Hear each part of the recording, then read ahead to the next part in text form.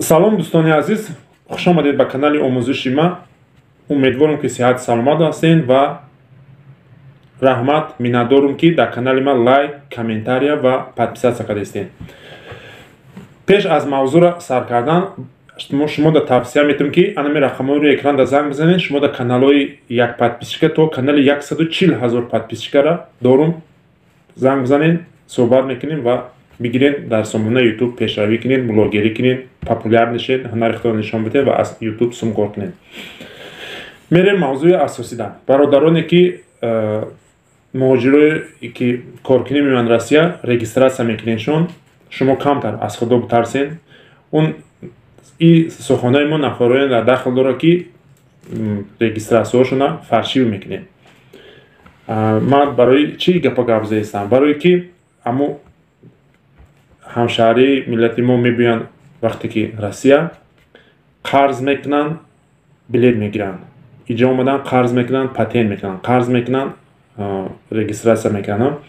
Шумо ҳамун пули регистратсияша мегиред. Ақаллан ҳамун регистратсияша туғрӣ кунед ки ҳамун мардак 1 сол кор кунад. 1 моҳ кор мекунад, 2 моҳ кор мекунад, як ҷода меқапанша проверка мекунанд, ҳамун регистратсияш недействителняй.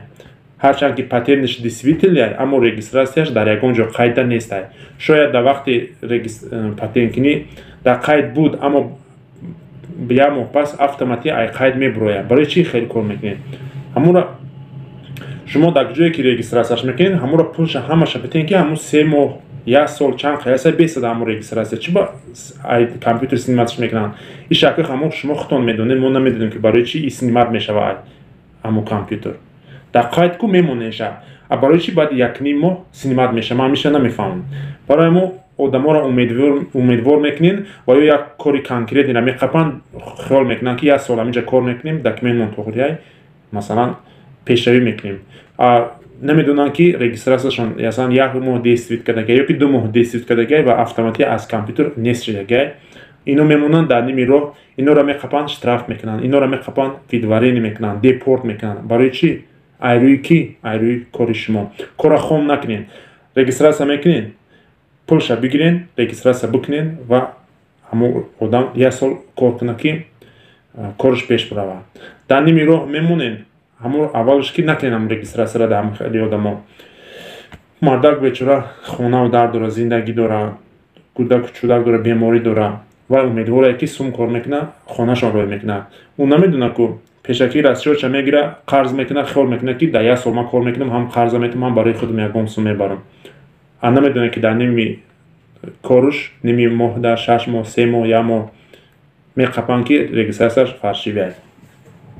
Баъд шумоҳоро чӣ меган? Ё ки шуморо меқапанд, хиёл мекунӣ ки ҳеч намеган. Яташа мекунӣ, диташа мекунӣ. Рӯзаш мешава ки яташда меғалти ки оҳо, баъд дигар даста сара дар зону мезанӣ ки дигар дер мешава бародар. Барои мо накунед ҳамин корра. Сахтон нараса ай гапои ман. Ман барои фоидаи ҳам худтон мегӯм, ҳам барои фоидаи ҳамон миллати худмон мегӯм. Аммо одамо да регистратсия мекунед, сумша бигирен, оштон шава сумтон. Суме ки мегирен оштон шава, на ки регистратсияша қоидавӣ кунед битен ки ҳамон одамо кор кунанд. Аммо регистратсияша нимкоро мекунед, ҳамон сумшон заҳртон шава. Фақат ин гапа ман намегӯм. Ин гапа ҳамун соҳибое ки регистратсияшон мекунед, ин гапа ҳамунора мегӯянд. Бо мумкин айра бадтарша гап зананд. Барои мо накунед ҳамин корора. Ин видео дар бораи ҳамон одамое буд ки регистратсия фаршивӣ мекунед ва миллати худмона дар ними роҳ мемонед. Чаро ғам мехӯрӣ аз баҳри мурдан? Онҳое ки ғам хӯрдан намурданд, равен аз гӯристон назар кунед, бубинед мурдагон бо худ чӣ бурданд. Мезанӣ 1 метр кафан оё мебарӣ ё намебарӣ, ҳамонро ногумон аст. Барои мо ҳамин гапа гуфтагиам. 1 сум меёвӣ, 2 сум меёвӣ, 5 сум меёвӣ, фрев накарда бигӣ ошид шава бикӯ регистратсия бигӣ поша. Аммо фаршивияй хубуш накӯ, як кас дар ними роҳ намон. Худат як бор худата представите ки акавиту, амакиту, отаиту, додаритура як кас регистратсия фаршивӣ мекунад, пулша мегира мехӯрад ва бечора 1 моҳ, 2 моҳ кор мекунад, баъди 1 моҳ, 2 моҳ мебинӣ ки ягон ҷода қабиданша нигоҳ мекунанд ки регистратсияш фаршивияй. Патентиш туғрияй на ки регистратсияш дар ягон қайд нест, در کامپیوتر نمیبروید. کی وینود؟ شخصی که برد رجیستراسیش کرد اما آدم فریوش کرده. این آدم یا که اشترافی کلان میکنن یا که میبرن سوپرسپریوم یا که ودوارین دیپورت بیچاره میره و تاجیکستان پلی بلیت قرضدار، پلی پاتین قرضدار، پلی کوارتیر دادگی قرضدار، با پروداکتی پول دادگی، خونش قرض کردگی روی کردگی، امیدواره که یک سال کار میکنه با می پاتنتی کردگیش رجیستراسیون کردگیش و امی قرض را میکنه. اما شما وقتی که این کارو میکنین این آدم دیگه دست پا خورده میشوه، در بالای سوختگی نمکو میشوه، قرض بالای قرض میگن کو، بعد بیچاره مجبوره که یا خونه‌ش بفروشه یا که زمینش بفروشه یا که با قرض کنه با بیایه همینجا. برای ما برادرها توصیه میتونم که نکنین همین کارا. روزش در آدمش در میغلطین که 5000 گرفته باشی 50000 تا میگیره. میگن که در آدمش حالی نغلطیده. احتیاط شین. یا که نکنین همین رجیستراسیون هم خیلی یکم کار دیگه را بخوابی یا که میکنین آشتون شود پولش بگیرین رجیستراسیون توغری با توغری کنین که همه آدما زندگیشون ببینن. باقی خداوند همتون نگهبان باشه. اگر مخلصان درباره چیزی میخواهین ویدیو کنم در کامنتار بنویسین. ما درباره همه ویدیو میکنم که همه مردم ببینن که مثلا چی گپه، کدام چی مشکلی دارین بنویسین.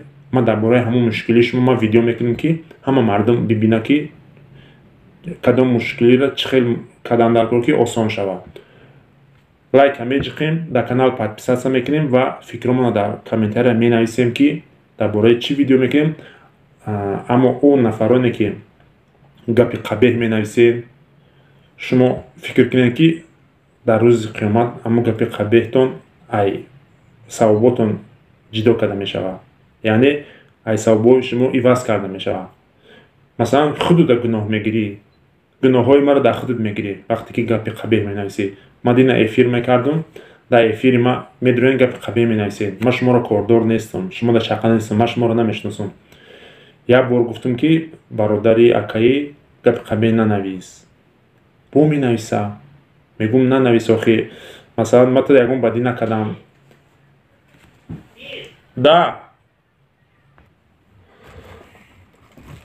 لایک بزنین دوستان، در کانال پادپیساسا کنین، فراموش نکنین چیزی که گفتم در سرتون بگیرین خوش روات که هم خیلی مشکلی دا نغلطین و اون نفرانی که همین کارا رو میکنین بس کنین همین کارا. مردم در جوری بد نکنین. خمون ایتاک یلی در میرسیا گشته استیم با شما ایرا میکنین یا بورگی جبر میشه. نکنین همین کاراتون.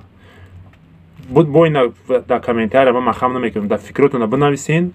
ما در باره چی ویدیو کنم ما ویدیو میکنم شما دا میپرتم تماشا کنین و حلاوت برین. یا مشکل یک کس آسان کردن در کار. نگفتیم که در بالای ملت خود با ظلم بکن. نبرد یک کار که یک کس آسان شوه یا چیزش یک نمیفهمیدگی را بفهمون. نه که او وای نمیفهمیده بفریوش کنی که نمیفهمیده. خداوند نگهبانتون باشه.